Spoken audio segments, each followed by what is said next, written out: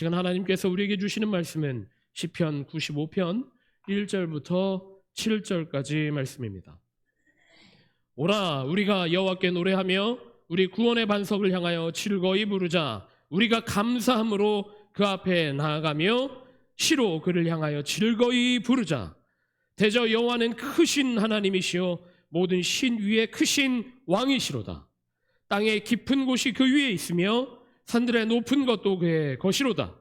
바다가 그의 것이라. 그가 만드셨고 육지도 그의 손이 지으셨도다. 오라 우리가 굽혀 경배하며 우리를 지으신 여호와 앞에 무릎을 꿇자. 대저 저는 우리 하나님이시오 우리는 그의 기르시는 백성이며 그 손의 양이라. 너희가 오늘날 그 음성 듣기를 원하노라. 우리에게 주시는 하나님 말씀입니다. 제가 지금 두렵고 떨리는 마음으로 복장을 갈아입었습니다. 제가 티셔츠 입고 강단에 올라왔다고 돌을 던지실 분이 혹시 계시다면 저 우리 로비에 티셔츠를 판매하고 있습니다. 그런 마음이시라면 꼭 한 장씩 사서 입으시기 바랍니다. 무료로 드리려고 했으나 교회 학교에서 우리를 꼭 도와주셨으면 좋겠습니다. 그렇게 얘기를 해주셨어요. 제가 이 티셔츠를 왜 입었냐면 이거를 우리 교회에서 판매합니다. 판매하는데 금액은 제가 여기서 말하기는 좀 부끄럽고 밑에 내려가서 판매하시는 분이 있습니다. 판매하시는 분에게 정확한 금액을 혹은 감동이 되시면 더 비싼 가격으로 쳐서 티셔츠를 꼭 구입하셔서 이 티셔츠를 왜 판매하냐면 교회 학교가 쓸 수 있는 기금들이 많이 부족합니다. 교회 학교 유스그룹이 지금 쓸 수 있는 기금이 부족해서 우리 교인들의 마음을 한데 모으고 또 펀드레이징해서 교회 학교가 더욱 부욱 발전할 수 있도록 지금 펀드레이징을 시작하는 거예요. 그래서 우리 전 교인들의 마음을 모아주시고 저는 티셔츠가 솔드아웃 될 때까지 이 티셔츠를 입고 설교하는 것으로 그렇게 하도록 하겠습니다. 이를 위해서 우리 김학균 집사님이 도네이션 해주셨어요. 티셔츠를 우리 감사의 박수 하도록 하겠습니다. 제가 설교하기 전에 김학균 집사님이 안 들어오시면 어떻게나 얼마나 조마조마했는지 아세요? 여러분 예배에 나오는 발걸음이 어떠십니까? 세 분이 기쁘다고 말씀하셨습니다. 나머지 423명은 우리 예배 나오는 발걸음이 행복하고 기뻐해야 하는 줄 믿습니다. 왜냐? 우리는 부활의 예수님을 찬양하기 위해 이 자리에 모였기 때문입니다. 우리의 삶을 회복시키신 주님을 찬양하기 위해 이 자리에 모였기 때문입니다. 이 자리에 나올 때에 항상 기쁨과 즐거움으로 힘찬 발걸음으로 예배당 찾아 나오실 수 있는 우리 베델 성도들 모두 되셨으면 좋겠습니다. 제가 특별히 공을 들인 이렇게 말하면 또 질투를 받으실까 모르겠는데 특별히 공을 들인 성도분이 한 분이 계십니다. 제가 부임하자마자 그 주에 발목뼈가 똑 부러졌다고 교회를 못 오신다는 분이 한 분 계셨습니다. 이모 윤순 권사님이시라고. 근데 얼마나 감사한지 못 나오시잖아요. 예배당에 나올 수가 없어요. 뼈가 그냥 부러진 게 아니라 복합골절이어서 수술을 했어요. 수술. 저게 보니까 뭐 철심이 아주 몇십 개가 박혀 있더라고요. 그런데도 불구하고 근 한 2달 동안 예배 끈을 놓지 않는 모양을 보면서 제가 감동을 받았습니다. 우리 교회에 온라인 예배가 지금 드려지는 이유가 여기 있습니다. 우리가 예배당에 찾아올 수 있다라고 하는 게 얼마나 큰 축복인 줄 아십니까? 이 시간에 마음을 모아서 이 시간에 시간을 구별하여서 예배당에 찾아 나올 수 있다라고 하는 것은 큰 축복인 줄 믿으시길 바랍니다. 만약 그렇지 못한 분들이 있으면 어떻게 해야 될까요? 여러 상황 가운데 있어서 질병 가운데 있어서 또 여러 가지 조건이 맞지 않아서 예배당에 못 찾아 나오시는 분들이 있으면 예전에는 얼마나 마음이 아팠는지 몰라요. 저는 그래서 그런 분들 먼저 신방하려고 계획하고 했었습니다. 항상. 근데 온라인 예배가 있다라고 하는 게 영상으로 송출되는 예배가 있다라고 하는 게 그나마 얼마나 큰 위로가 되는지 몰라요. 그 예배 끈을 놓지 않으셨다라는 거예요. 여러분은 얼마나 예배를 사모하십니까? 여러분은 얼마나 큰 기대감으로 예배당에 찾아 나오십니까? 제가 오늘 얘기하려고 하는 게 바로 이 예배입니다. 더 깊이 말하자면 예배자의 마음을 돌아봤으면 좋겠습니다. 우리가 길게는 한 90년, 짧게는 1년 정도 신앙생활을 하고 있습니다. 90평생의 신앙생활을 하다 보면 일주일에 한 번 드리는 예배가 습관화될 수 있습니다. 의미 없이 오는 발걸음이 될지도 모릅니다. 우리 교회는 그런 분들이 안 계시겠지만 옆에 교회는 그런 분들이 좀 있다는 얘기를 들어서 드리는 말씀이에요. 그래서 오늘은 그걸 조금 점검해 봤으면 좋겠다라는 생각이 듭니다. 오늘 시편 말씀입니다. 시편 95편 말씀을 읽으면서 묵상하면서 선포되어지면서 여러분들 마음이 어떠셨습니까? 오라 우리가 여호와께 노래하며 구원의 반석을 향하여 즐거이 부르자. 떨림이 있으셨습니까? 감동이 있으셨습니까? 시편 95편부터 100편까지의 말씀은 주님께 온전히 예배드리는 예배시입니다. 다윗 왕이 예배드리기 위해서 자신의 신앙 고백을 그리고 예배 인도자로서 이 예배 고백을 지어 하나님께 올려드린 찬송시입니다. 그 예배시의 시작이 바로 시편 95편인데 오라 우리가 여호와께 노래하며 우리 구원의 반석을 향하여 즐거이 부르자. 즐거이 부르자 라고 시작하고 있다라는 거예요. 우리가 부활절기를 살아가고 있는데 우리의 삶이 아직 부활되지 않은 그런 모양을 하고 있는 그런 안타까운 현실 속에 있는 분들이 혹시라도 계실지 모르겠습니다. 여러분 우리가 예배를 왜 드리냐면 우리 기독교의 예배는 부활하신 주님을 찬양하기 위해 모이는 줄 믿으시기를 바랍니다. 그리고 여기서 그치면 안 돼요.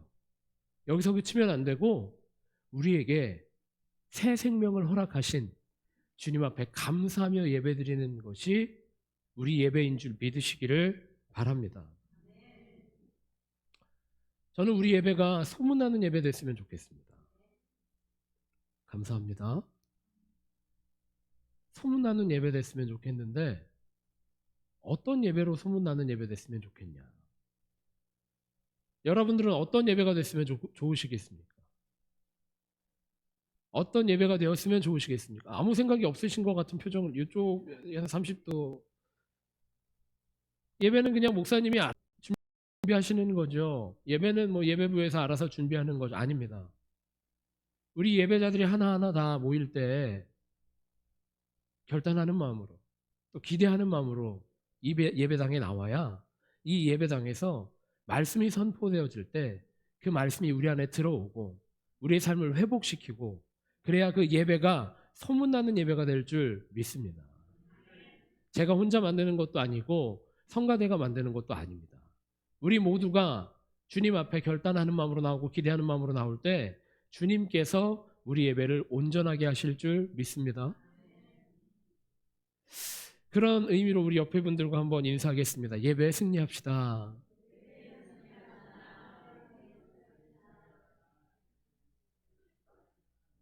한 번 더 인사합니다.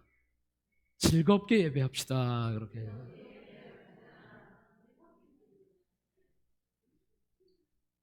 이 예배당 문을 밖으로 나갈 때 예배 마치고 문 밖으로 나갈 때 우리의 얼굴에 환한 미소가 풍성하시기를 축복합니다.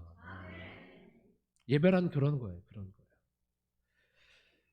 그런데 우리가 예배를 드리면서 정말 그런 마음으로 세상에 나아갔는가? 우리가 예배를 마치고 세상에 나아갈 때 은혜 풍성함으로 성령 충만함으로 세상에 나아갔는가 한번 돌아보셨으면 좋겠어요. 한국 사람들 특징이 있습니다. 부지런합니다.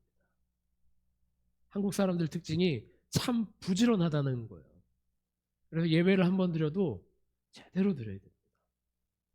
예배도 확실하게 드려야 되고, 음식도 맛있게 먹어야 되고, 성가대 찬양도 불협화음이 나면 그 주에 당장 난리가 나죠.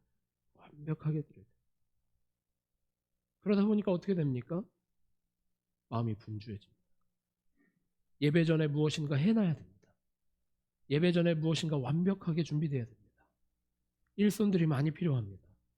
해야 될 일들이 이렇게 많이 쌓이기 시작합니다. 그럼 우리가 예배를 잘 드릴 수 있을까요? 제가 이 설교를 준비하면서 주님, 오늘 설교에 오해가 없도록 주님, 우리에게 주의를 주옵소서 그렇게 기도했어요. 근데 그 예배를 우리가 정말 풍성하게 드릴 수 있을까? 우리가 준비한 것만큼 드릴 수 있을까? 라는 생각이 들 때가 있어요. 우리가 드린 에너지만큼, 열정만큼 예배를 드릴 수 있을까? 라는 생각이 들 때가 있다니까요. 여러분들은 어떠십니까? 복음서에 보면 예수님께서 마르다의 집에 방문하십니다. 마리아와 마르다, 나사로, 이 가정은 예수님과 참 밀접한 친분 관계가 있었던 집이었던 것 같습니다. 자주 등장하거든요. 예수님이 그날도 이 마리아와 마르다의 집에 방문하셨습니다. 마리아는 예수님이 하시는 말씀에 집중하고 있었고, 마르다는 이 말씀 후에 애찬할 것을 준비하고 있었습니다. 여러분, 이 말씀이 어디로 흘러갈지 이미 예측을 하고 계시죠? 제가 이렇게 물어볼 거라고 생각하실 겁니다. 마리아가 잘한 겁니까? 마르다가 잘한 겁니까? 라고 제가 물어볼 거라고 예측하시고 답도 이미 생각하고 계실 거예요. 제가 한번 물어보겠습니다. 마리아가 잘하고 있는 겁니까? 마르다가 잘하고 있는 겁니까? 제가 예상한 게 아닌데. 다시 한번 물어보겠습니다. 마리아가 잘하고 있는 겁니까? 마르다가 잘하고 있는 겁니까? 마리아도 있고 마르다도 있네요. 제가 예상한 답과 다르게 여러분은 역시 깊이 묵상하고 신앙생활 하시는 것 같습니다. 우리는 쉽게 마리아가 더 잘한 것 같다라고 생각하실 수 있어요. 그런데 마리아만 잘한 게 아니라 마르다도 잘한 거예요. 복음 앞에 섰을 때 열심히 헌신하는 헌신자도 필요한 것이고, 말씀에 집중하는 예배자도 필요한 것입니다.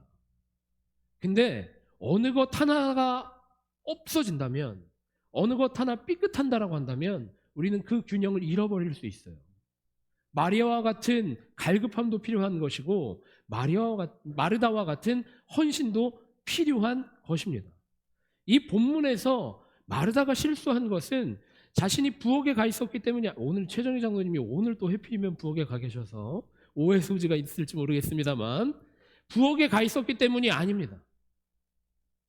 마르다가 실수한 건 마리아를 제러스했기 때문입니다. 질투했기 때문이죠. 이거는 전혀 다른 얘기입니다. 이 말씀을 통해서 우리가 얻을 수 있는 것은 무엇이냐? 우리 마음에 정말 간절함이 있느냐? 우리 마음에 정말 사모함이 있느냐라는 것이죠. 마리아도 주님 말씀을 사모함이 있었던 것이고, 마르다도 주님을 사모함이 분명히 있었던 것입니다. 근데 그 예배가 어떻게 온전하여지느냐? 예수 그리스도의 복음이 그 중심에 있을 때, 예수님의 말씀이 그 중심에 있을 때 우리의 예배가 회복되어지고, 예배를 통한 우리의 삶이 회복되어질 수 있다라는 겁니다. 여러분 정말 그렇게 믿으십니까? 예배가 회복되어지면 우리의 삶이 회복되어지는 줄 믿습니다. 근데 그 예배를 회복하는 것은 오직 복음밖에 없는 줄 믿으시기를 바랍니다. 우리의 헌신 때문이 아닙니다. 우리의 열정 때문이 아니라 우리 가운데에 복음이 온전히 서 있을 때에, 말씀의 생명력이 온전히 서 있을 때에 그 예배가 회복되어지는 줄 믿으시기를 바랍니다. 우리 예배가 소문나려면 우리 예배가 복음으로 충만한 예배여야 하는 것입니다. 선포되어지는 말씀이 복음이어야 되고, 선포되어지는 말씀이 온전한 주님의 말씀이어야 하고, 또 하나 중요한 것, 우리가 그 말씀을 얼마나 사모하느냐, 우리가 그 말씀을 얼마나 사모함으로 이전에 찾아왔느냐. 정말 소문나는 예배는 우리 마음에 갈급함이 있을 때, 우리 마음 가운데 복음을 향한 열정이 있을 때 주님께서 우리 예배를 회복시켜 주실 줄 믿습니다. 제가 오늘은 제 간증을 하나 해보려고 합니다. 부흥 강사 흉내를 한번 내보려고 합니다. 저희 특이한 이력이 있습니다. 보통 목회자들은 교육부서, 우리 전도사님처럼 교육부서에서 아동부, 유아부, 중고등부, 청년부 이렇게 거쳐서 목회자가 됩니다. 목사 안수를 받습니다. 저는 특이한 이력이 있는데 기획전도사라는 포지션을 받아서 기획전도사 생활을 했어요. 여러분 표정이 지금 기획전도사가 뭔지에 대한 이해도를 보여주고 있는 것 같아서 저는 참 재미있습니다. 기획전도사가 뭐냐면 예배 준비하는 거예요. 예배 준비하는 전도사예요. 그래서 예배 순서 짜고, 임사자들에게 연락하고, 임사자들 어느 위치에 서 있어야 되고, 임사자들이 예배당에 올라오기, 예배 강단에 올라오기 전에 어떤 준비물을 가져와야 하고, 그거 매주 체크업하는 겁니다. 그게 기획전도사예요. 대단한 게 아니에요. 행정기획실 이런 게 아니에요. 기획전도사는 그냥 그런 포지션이었습니다. 저도 그거 너무 하기 싫었어요. 근데 기획전도사가 됐어요. 여러분, 근데 그 기획전도사가 예배를 잘 드릴 수 있었을까요? 없었을까요? 잘 생각해 보세요. 예배를 향해서 가장 밀접해 있는 사람이기도 하고, 예배에 대해서 가장 많이 고민을 하기도 하고, 예배에 대해서 가장 많은 헌신을 하는 사람, 그 사람이 기획부서의 기획목사 혹은 기획전도사인데 그 사람이 예배 잘 드릴 수 있었겠습니까? 상식적으로 생각했을 때는 그 목회자만큼 예배를 사모하고 예배를 기대하는 사람이 어디 있겠어요? 그런데 예배가 일로 다가오니까, 예배가 너무 분주함으로 다가오니까 예배를 예배로 드리지 못하게 되더라고요. 제가 기획전도사 생활을 2년 정도 했습니다. 2년 정도 하는 동안 저도 모르는 사이에 예배에 대해서 둔감해졌어요. 이 예배당에 들어오면 은혜를 사모하는 마음으로 먼저 무릎 꿇고 기도함으로 예배를 준비해도 부족할 판에 다른 사람들은 기도를 시키면서 누가 왔는지 안 왔는지 출석부 체크하고, 오늘 기도하시는 분이 장로님이 오셨는지 안 오는지 체크하고 전화, 예배 10분 전까지 말이죠. 저도 몰랐어요. 제가 예배를 잘 드리고 있는 줄 알았어요. 근데 제가 그걸 언제 깨달았냐면 어느 날 이제 아무것도 하지 않아도 되는 일부 예배 때 예배를 시작하자마자 눈물이 펑펑 쏟아지는 거예요. 얼마나 당황스러운지 아세요? 왜 내가 우는지 모르고 눈물 흘리는 게 얼마나 당황스럽게요. 근데 그 눈물이 멈추지를 않는 거예요. 설교 중간이 됐는데도 멈추지를 않아요. 목사님이 설교하는데 그 설교자가 영향을 받아서 막 실수하시는 게 느껴지는 거예요. 막 신경 쓰이시니까. 근데 눈물이 멈추잖아요. 근데 예배 끝날 때쯤 제가 알았어요. 아, 내가 예배를 못 드리고 있어. 갈급한 내 심령이 예배 좀 드리자고 발버둥 치고 있구나. 우리 이민교회 예배 특징이 여기에 있습니다. 예배당에 나오면 온전히 말씀 앞에 엎드려져야 되는데, 온전히 복음 앞에 사로잡혀야 되는데 무엇인가 맡기 시작하면, 무엇인가 담당하기 시작하면 우리의 마음이 분주해진다. 저는 그래서 제일 딱한 분들이 어디 있냐면 저 맨 뒤에 있는 분들이에요. 방송실 얼마나 지금 분주한 전투를 벌이고 계시는 줄 아십니까? PPT 화면 한 장 0.3초를 못 맞추면 어떡할까 긴장하고 계시는 줄 아세요? 저 뒤에 있는 저 분홍 색깔 옷 입은 제 와이프가 출석부 잘못 쓰면 저한테 얼마나 혼나는 줄 아십니까?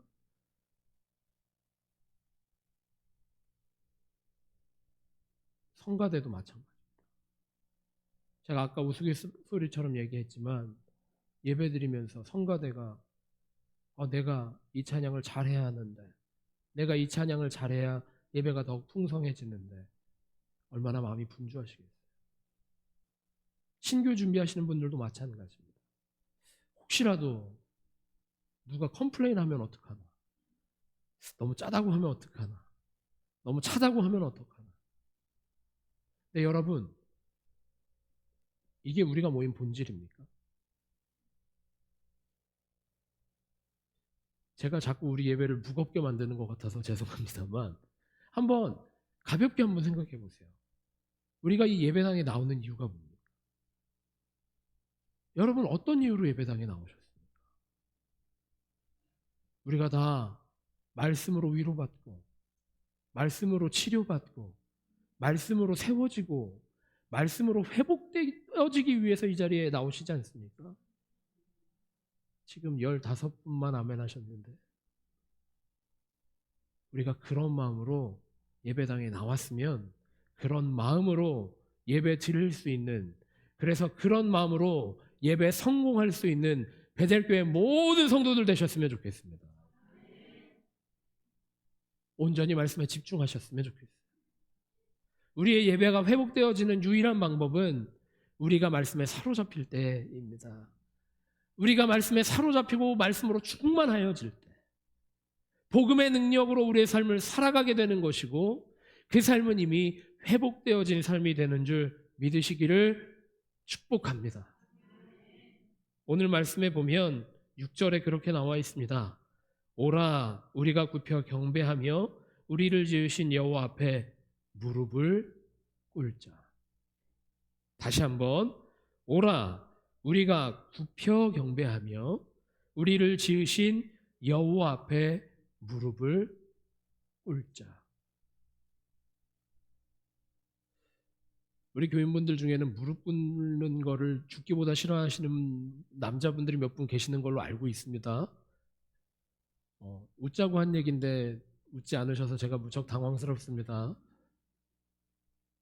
주님 앞에는 무릎 꿇는, 말씀 앞에 온전히 무릎 꿇을 수 있는 베델교회 모든 성도들 되시기 바랍니다. 이 시간에 우리가 나온 건 말씀 앞에 무릎 꿇기 위해 나왔다라는 거예요. 그 이유가 무엇이냐? 우리에게 구원을 허락하여 주신 분, 우리를 새 생명으로 살아가게 하신 분, 그분이 예수 그리스도이시기 때문입니다. 그 주님의 영광 앞에 무릎 꿇을 수 있고 그 주님의 선하신 인도함 앞에 굽혀 경배할 수 있는 베델교회 모든 성도 될 때 우리 교회가 무엇을 걱정하겠습니까? 그렇게 소문나는 우리 베델교회 되시기를 축복합니다. 예배 잘 드려야 됩니다. 예배 잘 드려야 돼요. 예배라고 하는 뜻, worship이라고 하는 이 단어 자체가 우리가 온전히 엎드려진다라는 뜻입니다. 모든 예를 거쳐서 엎드려진다라는 뜻입니다. worship이라고 하는 뜻도 우리의 모든 열정을 담아 주님 앞에 드린다라고 하는 뜻을 가지고 있습니다. 우리의 예배가 하나님이 중심에 서실 때, 우리의 예배 중심에 예수님이 서 계실 때 우리의 예배가 온전하여지고 회복되어지고 소문도 나고 우리의 예배가 주님 앞에 온전히 상달될 줄 믿습니다. 제가 1절부터 7절까지의 말씀을 다시 읽어드릴게요. 시편 1절부터 95편 1절부터 7절까지의 말씀 가만히 묵상을 해보세요. 읽겠습니다. 오라, 우리가 여호와께 노래하며 우리 구원의 반석을 향하여 즐거이 부르자. 우리가 감사함으로 그 앞에 나아가며 시로 그를 향하여 즐거이 부르자. 대저 여호와는 크신 하나님이시오 모든 신 위에 크신 왕이시로다. 땅의 깊은 곳이 그 위에 있으며 산들의 높은 것도 그의 것이로다. 바다가 그의 것이라 그가 만드셨고 육지도 그의 손이 지으셨도다. 오라, 우리가 굽혀 경배하며 우리를 지으신 여호와 앞에 무릎을 꿇자. 대저 저는 우리 하나님이시오 우리는 그의 기르시는 백성이며 그 손의 양이라. 너희가 오늘날 그 음성 듣기를 원하노라. 오늘 그 음성 들으시는 베델교회 모든 성도들 되시기를 바랍니다. 그 음성에 사로잡히는 축복받는 베델교회 모든 성도들 되시기를 바랍니다. 예배가 온전히 세워질 때 우리의 삶이 회복되어질 줄 믿습니다. 예배를 사모하며 살아갈 때 그 예배를 통해서 우리의 삶을 회복시켜 주실 줄 믿습니다. 예배에 승리하는 자가 인생에 승리하는 자인 줄 믿습니다. 모두 예배를 놓치지 않고 예배의 끈을 확실하게 붙들어서 예배로 승리하는, 예배로 삶을 회복하시는 베델교회 모든 성도들 다 되시기를 바랍니다. 이 시간에 우리가 같이 찬양하며 고백하기를 원하는데,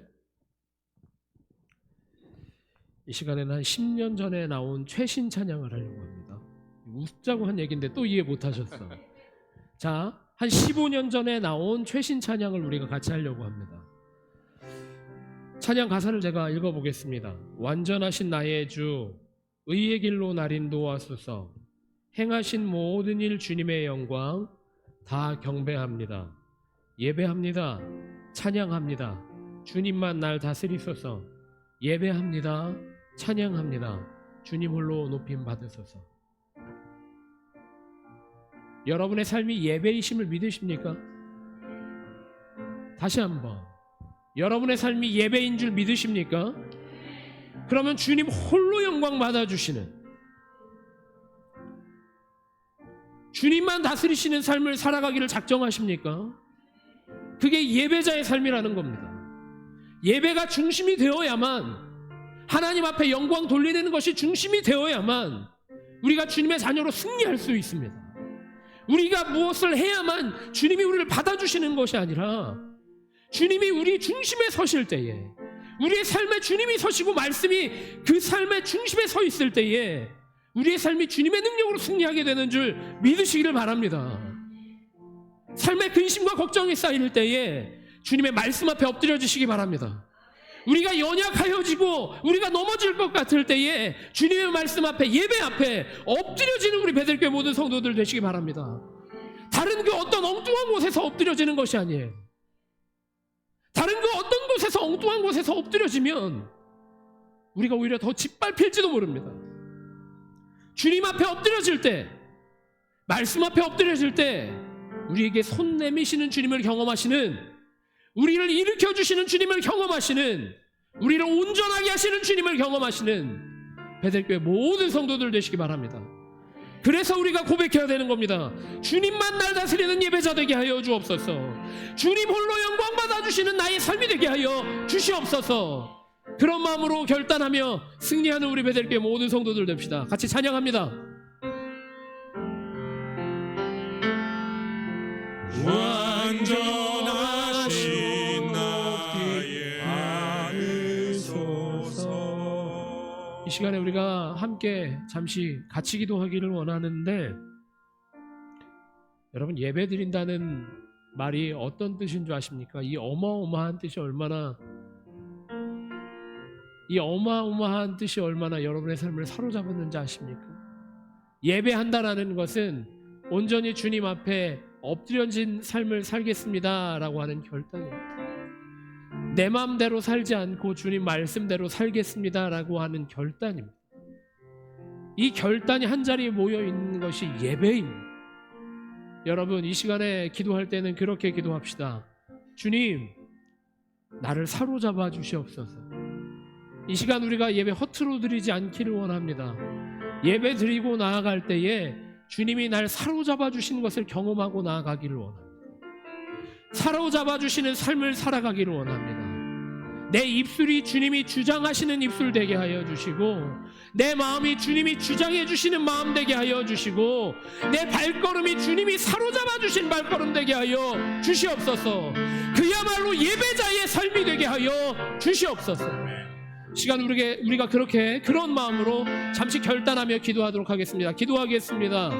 하나님, 이 시간 우리가 기도하며 나아갑니다.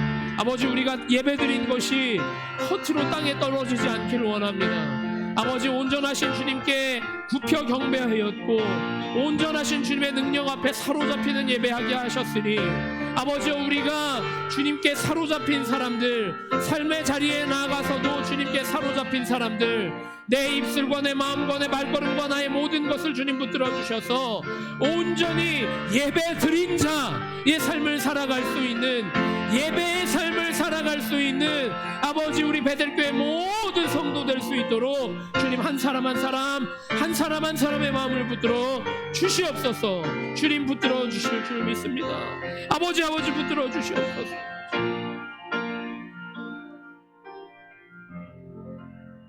홀로 영광 받으시기 합당하신 주님, 예배 받으시기 합당하신 주님, 이 시간 우리가 드린 예배가 우리의 결단, 우리의 결심, 우리의 헌신, 모든 것들이 담긴 주님 앞에 드리는 예배 될 수 있도록 주님께 주님께 모든 것들을 드린 예배가 될 수 있도록 우리의 마음을 사로잡아 주시고, 우리의 고백을 주님 사로잡아 주시고, 우리의 삶 전체를 주님 사로잡아 주시옵소서.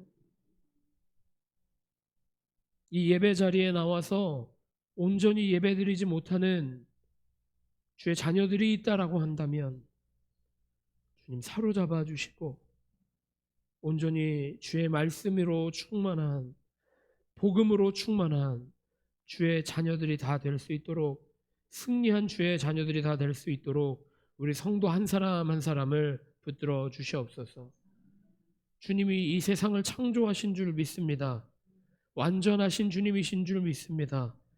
우리가 그 완전하신 주님 앞에 무릎 꿇고 나아가게 하여 주시고 사로잡히게 하여 주셔서 주님께서 일하시는 교회 되게 하여 주시옵소서. 주님께서 일하시는 우리의 삶이 될 수 있도록 인도하여 주시옵소서.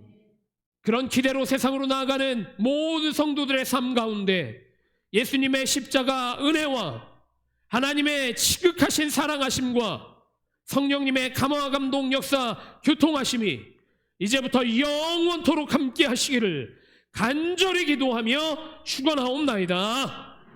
아멘.